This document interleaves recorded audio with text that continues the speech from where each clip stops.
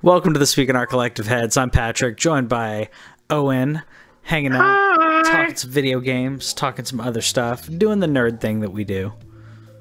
As always. Yeah, of course. Of course. And if before anyone asks, there's another guitar that's going to come here. Don't worry. That's a weird, like, empty space going on right here. And I know someone's going to comment about it. Did you get another guitar recently? Oh, yeah, I did. So that's actually my new guitar that I got on Facebook Marketplace for the win. Okay. But my guitar, my other electric has been in and out of the shop.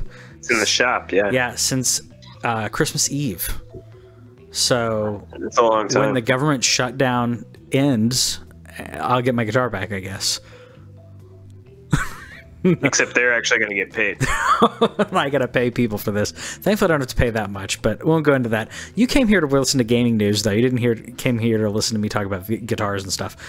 We ramble a lot, as you can tell, but we're live every single Thursday at 8 p.m. Central or around that. You can join us live. Yeah, you can join us live on Facebook. We're on Twitch. Follow us at Facebook at TWIOCH, and then of course on Twitch and Twitter and all those places.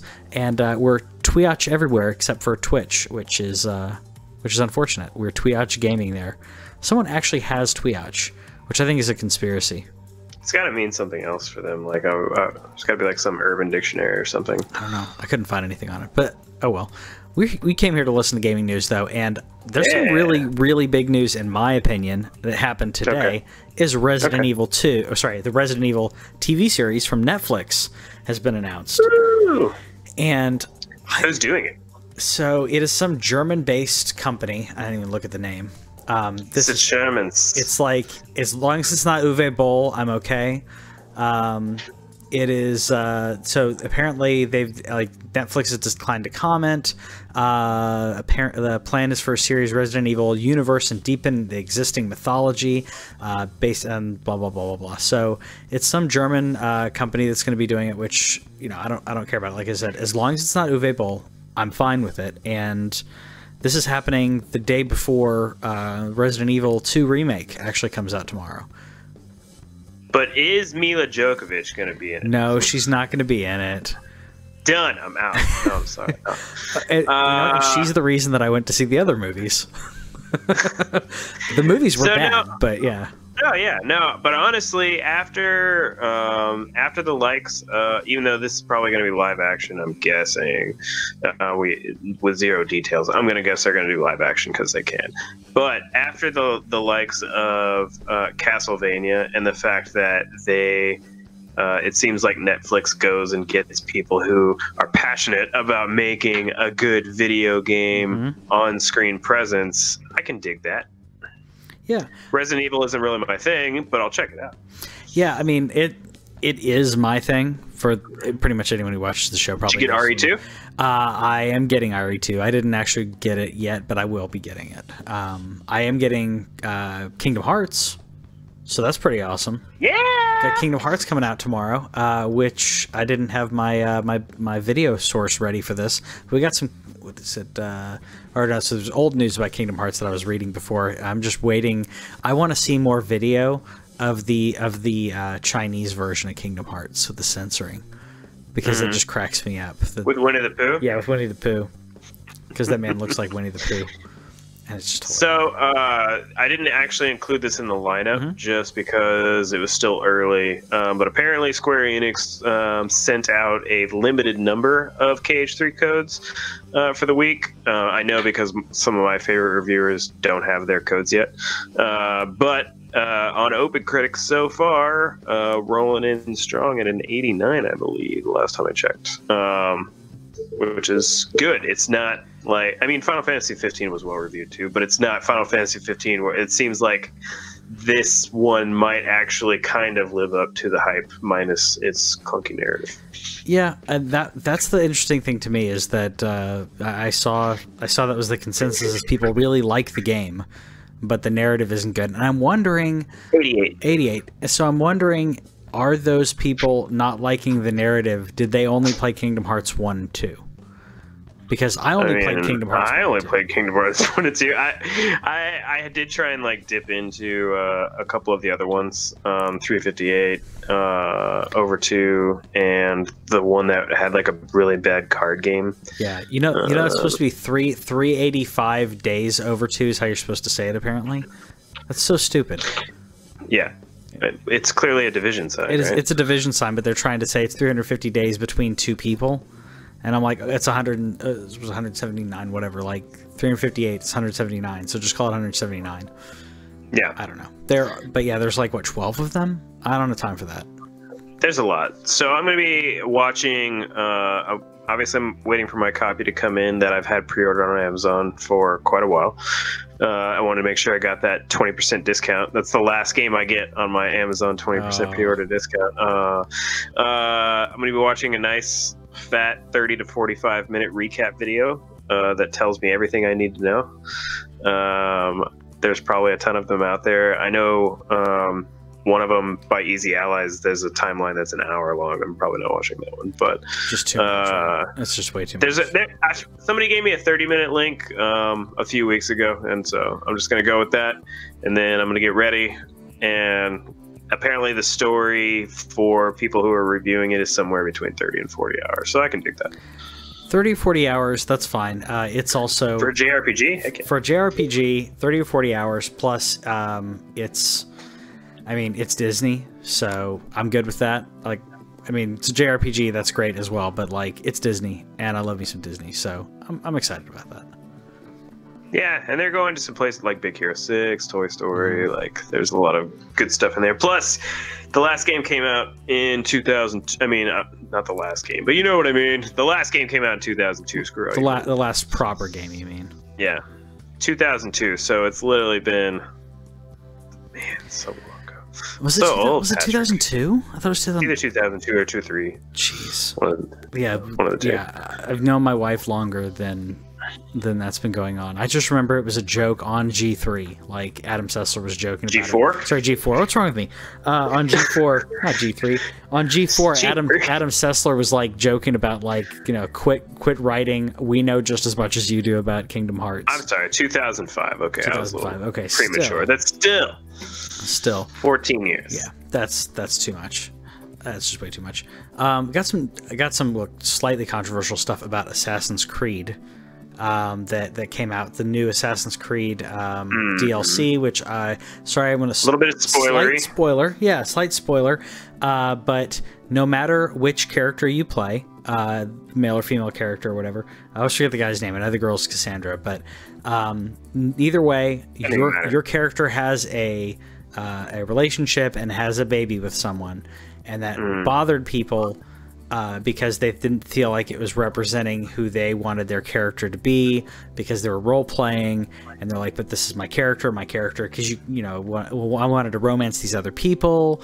The issue was that you can romance the same sex throughout the main game. Correct. And so they have that option, and then for this one DLC thing, they added that in there, and I get it. I get why they did it, but people are all up in arms about it. But the whole point, and I don't know if the character knows this, if they are that overt about it, but Cassandra has to have a lineage, or the male character. They both do. They have to have a lineage to pass on the ancestral genes. It has to be a direct descendant gene, because otherwise you could not be going into the Animus and living through their memories. So they have to have a kid at one way or another. I get if they're saying like, oh, I romance this other person, but now I'm having a baby with this person. Like, okay, that doesn't mean that that's the entire story of your character. And also, I'm sorry, these games aren't really RPGs. They have RPG elements, but this is as RPG heavy as Zelda. And I love Zelda, but I don't know if that's true anymore, though. Since Origins and then Odyssey, it's like an open world RPG now, man. It's an open world game. It says Breath of the Wild. But Zelda isn't an RPG. Zelda's not an RPG, but this game has a direct narrative. You have certain choices you can make, but really, no, you don't. Like, if you don't have linear paths because you have to go on the path, and if you go off of the main story, the main narrative for your character, if you go off the path, then you go desynchronized and you restart. So yeah, you can open world and stuff, but if it's something that actually matters to the story, you have to play in line with the way that it happened. So in my opinion, I'm like, well, in that case, it happened that way because that's how the assassins, you know, became a thing and everything. I mean, after this is, I guess, the second generation of assassins. This would be the third generation. Would be the baby. Yeah. There has to be a baby. The issue was that they gave you the option to begin with, and then for that one piece of DLC, which again, a little slight spoiler, in the next part of the DLC, you're allowed to go back to doing whatever you want. For this piece of the DLC, you have to do that, and they thought that it would be more obvious that, like, basically, like, even if you are, you know, not straight, you're recognizing in your role-playing sense, like, I have to pass on my assassin's line, and they thought that would be obvious, and then they said, like, we should have made it more obvious. We should have made it more like, this is, even if it's not what Cassandra or what's his face wants to do, they know that they need to do it. The problem with it all is that nobody cares anymore. Like, there's the longtime Assassin's Creed fans that care about the Animus and what's going on outside of that. But anybody that, like, that Animus storyline is so, you know, it's kind of... was the best part. It was, but then the last couple of games, it's like, kind of, like, it's there, but it's not really that important. After, was it Assassin's Creed Brotherhood, or I don't think it was 3. I don't know, whichever one was in, like, France or something. They were just like, oh yeah, that Animus story and spoilers, but Desmond dying and like that stuff. The game's been out for 5 to 10 years. That's true. So like Desmond dying, except for Last of Us. All the other thing, all the other stuff that happens, and they finished his story, and then they were like, who cares about the Animus anymore? Now let's just go to different places.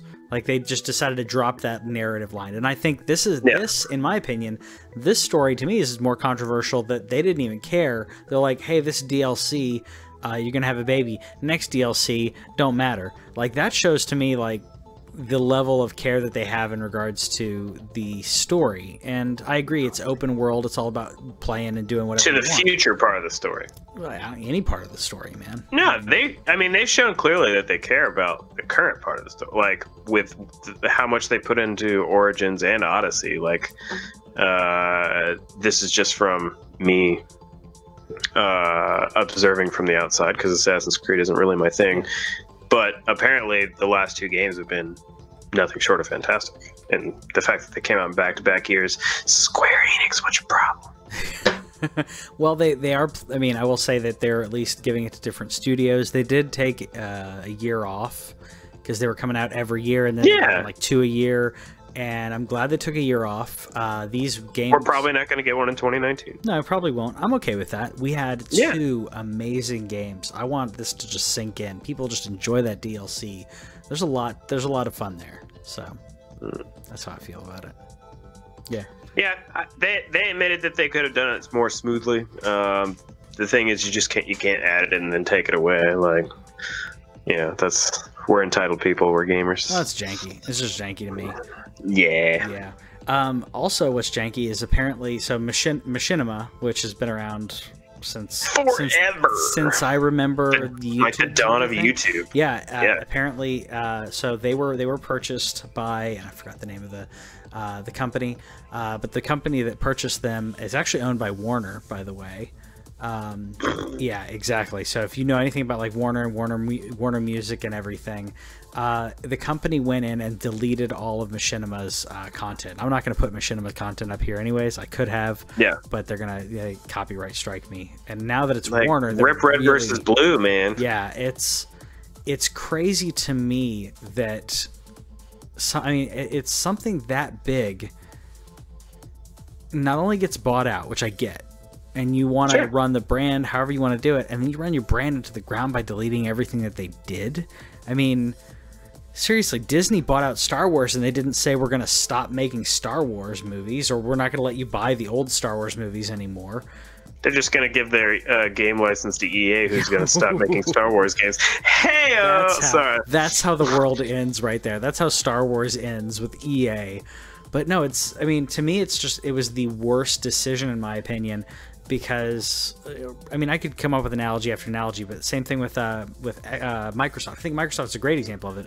Microsoft purchased Minecraft, and they didn't say, all right, we're going to pull this off of everything but PC and Xbox. They knew that they needed those fans to still enjoy that property. Because if they pulled a move that was negative and took it off of Nintendo and PlayStation, which would be a business move, a power move, if you will, it'd be bad for the brand. And I think this is bad for the brand, in my opinion. Yeah, I just don't get, like, the thing that kind of bums me out, unless they archived it and everything, that's the thing I'm really curious about. Is there an archive of this stuff? I'm like we said, this has been, as long as I can remember YouTube existing, Machinima has been around. I'm like, Red versus Blue, that was high school. Yeah. You know, so we're talking at least 15 years ago now, and probably more before that. Is this archived or is it gone? That's what I really want to know. I really hope that it's archived somewhere, because everything that I've seen is that the videos have been deleted. Yeah, I really hope that they were already downloaded and they were already on a hard drive somewhere, because this is just, I don't know, it's just really sad from like a historical standpoint. Like you said, this goes back quite a while. That's a big deal for a lot of people. And that's the part that's just depressing, and it makes me think about different things as well. I'm following this story where they're, I don't know if you remember, like, the Xbox Live indie games. Yeah. Like, from the Xbox and I think the 360 days as well. So somebody that started reviewing those games back in the day is putting together an Xbox Live indie collection, and she mentioned today that she reached out to one of the indie developers to see if he would be a part of it. Yeah. And he no longer has the game. Like, the files were lost.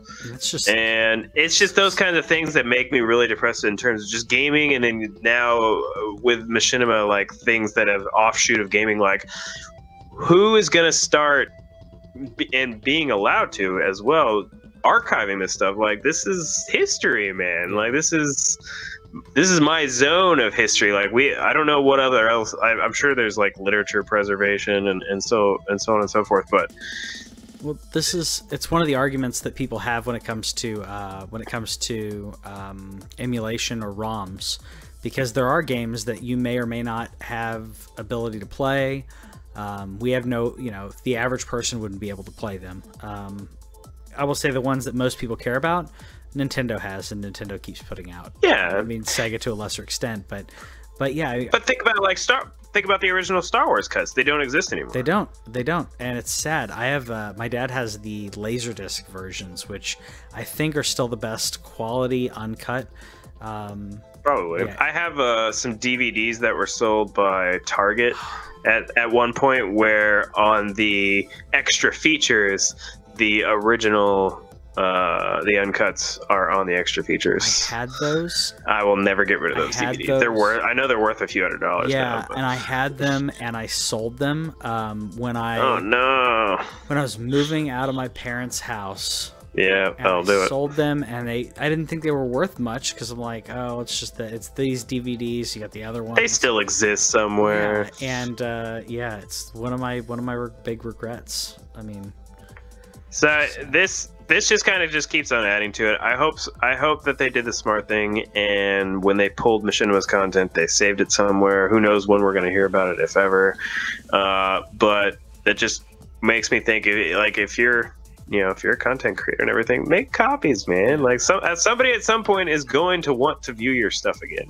Yeah, especially something like that. I mean, I don't know how many people want to go through archives of our show, but for historical preservation, I mean, if anything, there is a lot of great stuff on there.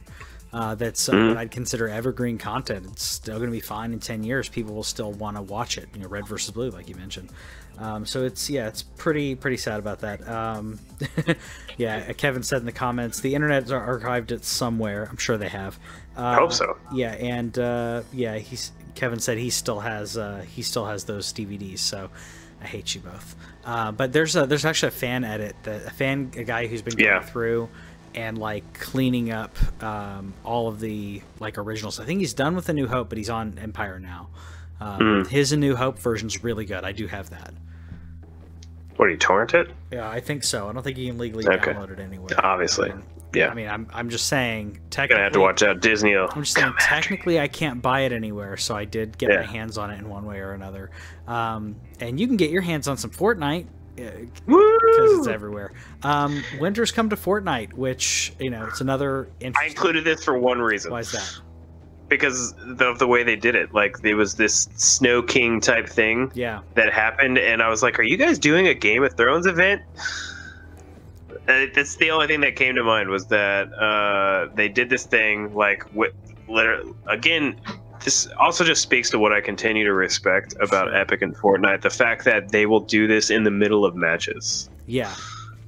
That's amazing to me. I think it's amazing, and it also... I mean, it adds to that mystique of what's going to happen. Anything can happen when you play it, which is one of the coolest things about playing a game like this. Is at any time, the whole narrative can change, and everything that I'm doing can change. And okay, I may lose the match. Who cares? I got to see this, and that's like the Comet event that happened, and all of that. It's really, really cool. During New Year's Eve, like every hour, there would be a different like New Year's ball that would come down to signify it was now New Year's in another part of the world. Yeah. It's so freaking... just super cool things. I included it because of Game of Thrones, but also just the fact that they keep doing this thing, and they created a map that they can literally edit at will anytime they want to. And I don't know which story you're going to go into after this, but this actually makes me think of what I just heard about Anthem. Oh, sure.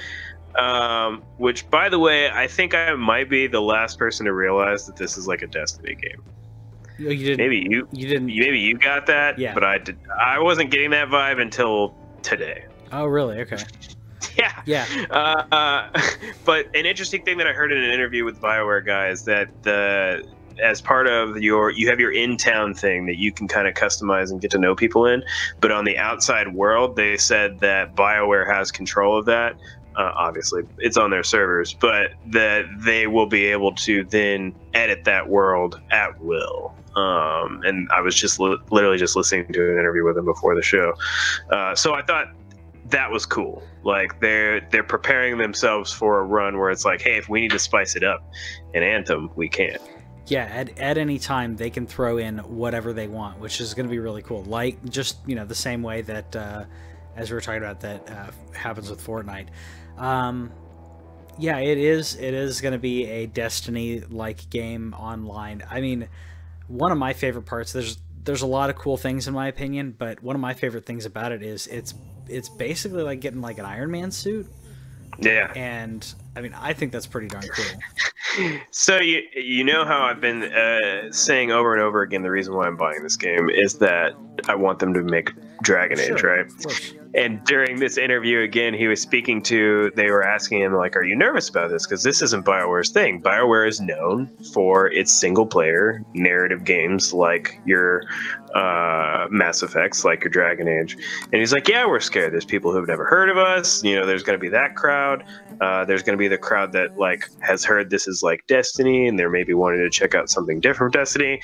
And then there are the people who have literally told me that they're buying this game so that we will make Dragon Age. And I was like, that's me. Yep. It's this guy right here. No, it's true, but I mean that makes sense. You have enough people nowadays who are savvy enough. They're savvy enough to at least say, okay, well, they don't know every developer, but they know their favorite developers, and Mass Effect and Dragon Age are big enough and great enough properties that deserve that love. And people now, a lot of people, us millennials, vote with our wallets. I mean, yeah, we do.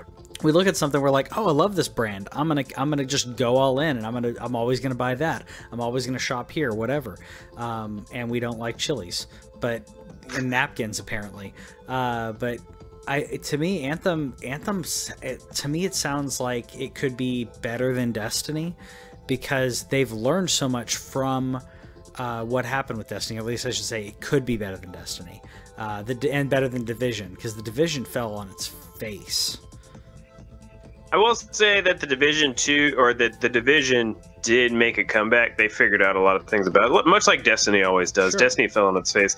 And I wonder, to your point, you said that they learned a lot from Destiny. I wonder, though, are they going to then also make the same kinds of mistakes at the beginning and fall on their face and then figure it out because they have that dedicated BioWare fan base?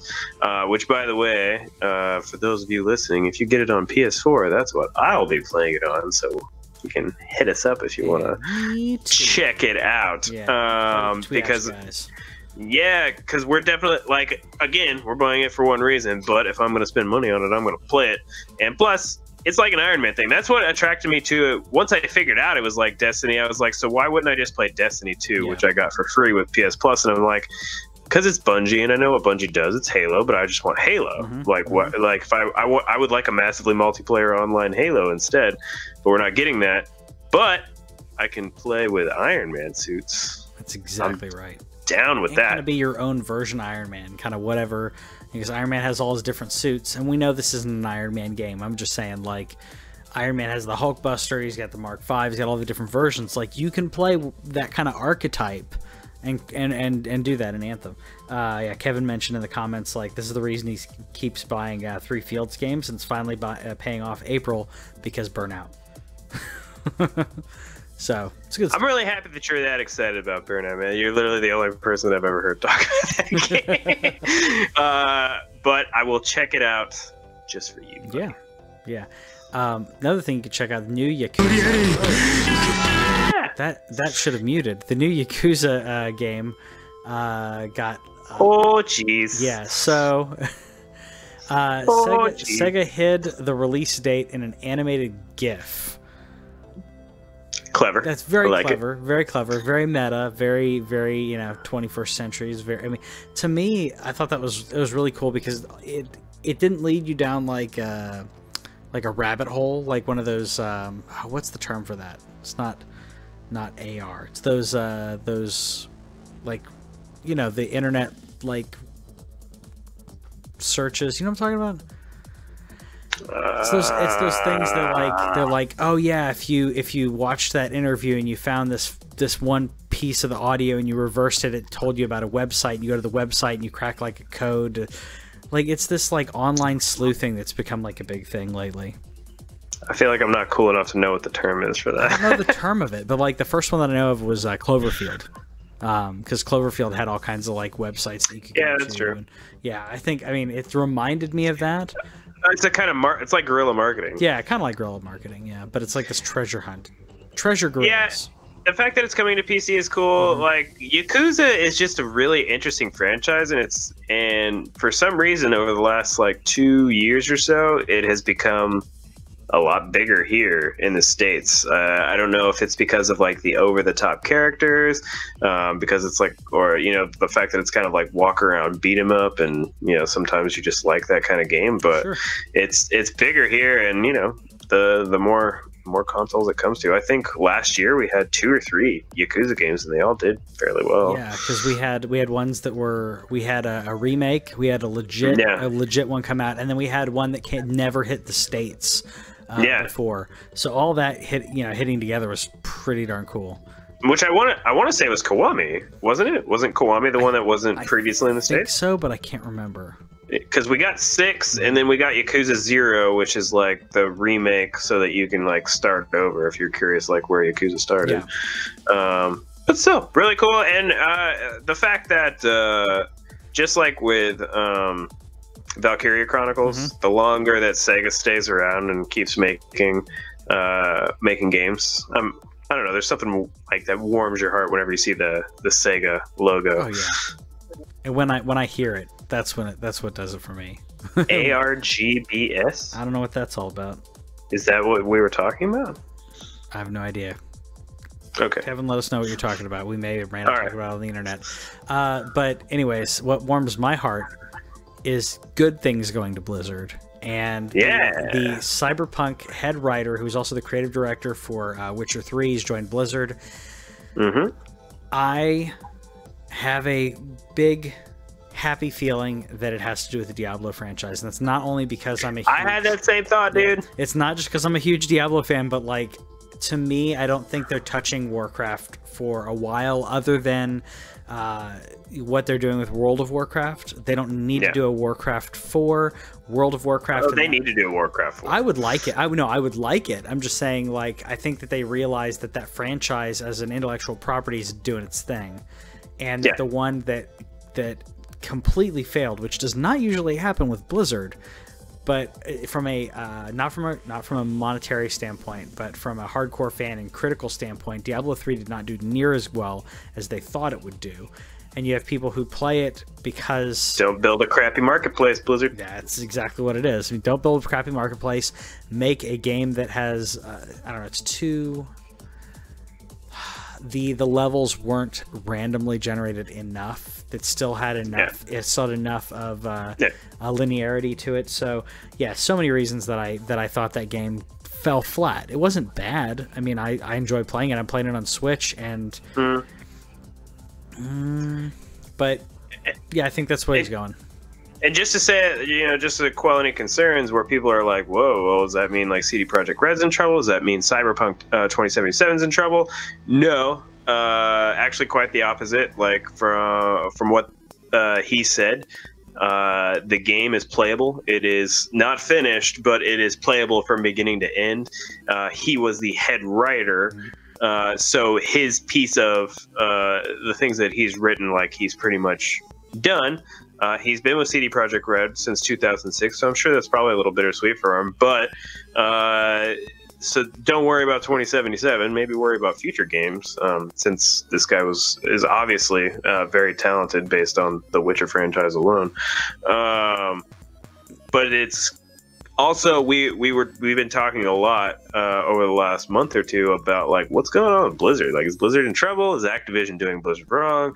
Are they just not getting it? And the fact that they're getting a writer of this caliber, if it's not for Diablo, I'm still excited for whatever it is. If it's a new IP, which would be strange, but I absolutely had that same thought. Are they making him write a Diablo 4 story? Because, dude, I really hope so. I mean, it's a franchise that deserves the love. It's a franchise that needs that revitalization, especially after the Diablo Inferno fiasco. It needs that good press. It needs the core fan base and old school gamers, and in my opinion, proper gamers who don't want mobile games to just shell out cash. They're going to want to know, okay, you're still invested in us, in our relationship that we've had for the past 30 years, Diablo. Not 30, but what, 23 years? When was the first Diablo game? Forever ago. I think it's been like 23 years, but like Diablo 1. The first Diablo. I mean, you have people who've been playing it that long. I've been playing since the first Diablo game. Like Diablo and Diablo 2. Like, I remember playing Diablo 2, and it was one of my first experiences on the internet. And I'm old, I know, but like playing Diablo 2 on the internet. And my dad giving me an internet connection so I could play that game and like a couple others, and him like even in the mid to late 90s, he was like, look, you can't tell people your name, blah blah blah, you gotta be safe. You should try playing Diablo 2 with a Necromancer on a 56K connection. Diablo 1, December 31st, 1996. Man, I'm good. That's 23 years. That's close. Way to go. Close to, yeah. Way to go. But yeah, I could not imagine playing Necromancer on that. Like, hold on, I think no, it wasn't 56K. We were on we had a DSL connection at that time because my dad got DSL the week after I moved out. Oh wow. Like, I came home and I was like, "Are you serious?" could have had this all through high school. So he had like dial-up still? Oh yeah. I mean, up until 2006, baby. I mean, I remember those sounds, and to me, yeah. I remember the first time hearing that was I was in my bedroom, and I heard that noise, and I walked out. I didn't know what the hell was going on, like, and walked out. And my dad like explained to me what it was and everything. Because back then, kids, you know, not everybody was on the internet. That was what, 94 or something like that. I mean, it was, yeah, crazy long time ago. My first one was late 90s. I'm old. Yeah. Mm-hmm. No argument for me, sir. Yeah, it's true. But apparently, Sea of Thieves was the top game on Twitch, which, yeah, you know, I will say, you and I played briefly. I've heard that it's gotten better. It's fun. And I mean, I enjoyed what I played of it. It seemed it was really repetitive, but it's gotten better. And I'm glad that it's now like it's so popular on there, because when playing this game, it's all about hanging out and creating these weird, fun moments with people. You know, it's not about like people were complaining like, oh, it's too repetitive because it's the same missions all the time. Like, yeah, but if you're playing with a crew, you have so many other things that pop up, like other ships coming at you, and now we got the Kraken and stuff. So yeah, I will give credit to where credit's due. So the majority of the viewership is to, for those of you who know and those of you who don't, Summit1G is a very large Twitch streamer, former pro gamer, and he's up there with the likes of Ninja and stuff. Like he didn't have the six-figure viewership numbers on a regular basis like Ninja has, but he is a regular five-figure concurrent viewership guy. So he's been playing it recently, which has been a big spotlight for the game. There are other people where it, like, even the article that I read, even the smaller streamers, he's like, I've been consistently getting like 10 or 20 viewers, which doesn't sound like a lot, I know, kids, but if you are in like a lower stage, like you're beginning your streaming career, or you're, trying to get somewhere, having 10 or 20 concurrent viewers is actually a pretty big deal. So putting a spotlight on a game like that, it's fun. It's available on Game Pass. It's discounted right now it's only $30 on PC. I've put probably a couple hundred hours into it at this point. I didn't put that many into it. How long has it been since you played? Like, you've been playing recently, or? I played it last month. Okay. A buddy of mine was just like, hey man, you want to sail the high seas? It's just one of those things where, yeah, it's still pretty much the same game as it was at launch. They have added more types of quests, and they've put things in there like the Kraken. They put a Megalodon in there. That's cool. They have put ghost ships in there now, so there is NPC ships that you can fight, and they are hard as heck. There is more of that, but it's still just jump in with your friends, jump in with some randos, sail around, troll some people, get some gold. Like, it's a good game where you can easily jump in and just get right back to, I'm gonna have some fun for a couple hours. And that's cool. Like, I'm glad they didn't change that core ability and core mechanic and everything, because that's, like you said, it's like the most fun of it. But yeah, I don't know if it's as fun as Red Dead. I mean, Red Dead was just so good, and Red Dead was top selling game for 2018. Very surprising. Yeah. I mean, 2018 was a damn good year.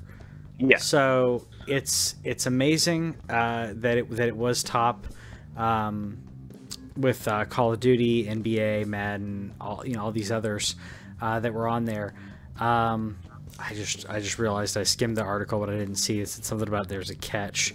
Yeah. Well, when it comes to NPD listings for games, the problem is that not everybody reports everything. So, for example, like Nintendo reports 0 of their digital sales. Yep. There's some other fun facts about that list. But the thing that's a couple of amazing things. One, Red Dead became the highest selling game of 2018, and it was only out for 2 months. Yeah. Another really amazing thing, like with Smash, it became in terms of the first month, so not all-time sales, but it was like 5 or 6 times like Brawl's numbers. It was dumb. Yeah. And that's just physical sales, so not even counting Nintendo's digital sales, because Nintendo doesn't report that. Xbox doesn't report any sales. Like, yeah, I mean, so if it's an Xbox only game, it wouldn't even be reported. But not that there'd be like a lot of exclusives.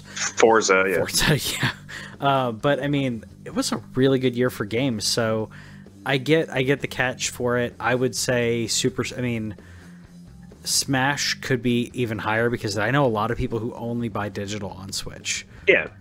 And there's games like Call of Duty got second, which is not surprising. No, it's not. Call of Duty, for like backstory, Call of Duty World War II was on the 2018 bestseller list until Black Ops 4 came out. Yeah. It's not surprising to me, but I'm glad. It still surprises me that with all of that going on, because I just was noticing this before, like with all of that going on, Activision's stock dropped like mad. Where was it? Or was it a couple months ago? Mm-hmm. Yeah, it's like so it came out in November. Because they lost one of their biggest IPs. Yeah, in October. What did they lose in October? About what?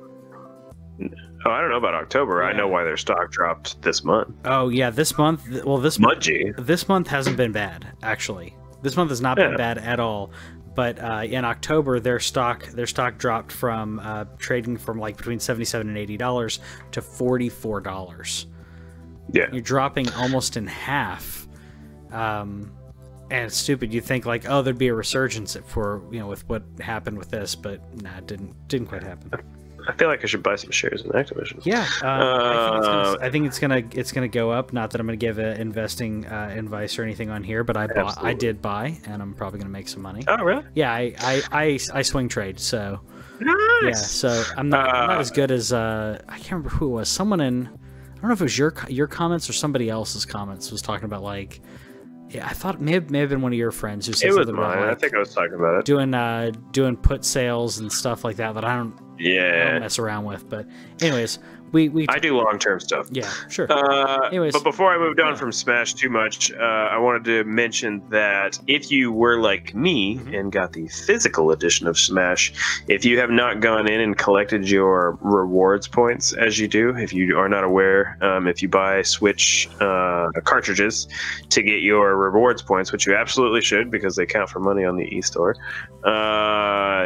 that's how you will also get Piranha Plant.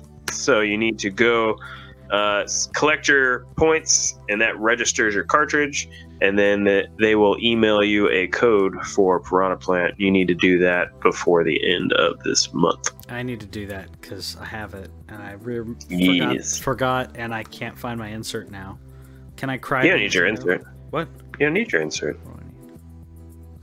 Just you need to put the cartridge in your Switch, press the plus sign, gotcha, and collect your rewards points. You know, I was thinking I had a receipt attached to it. That's what I was thinking. Oh yeah, no, you know. That's fine. That's fine.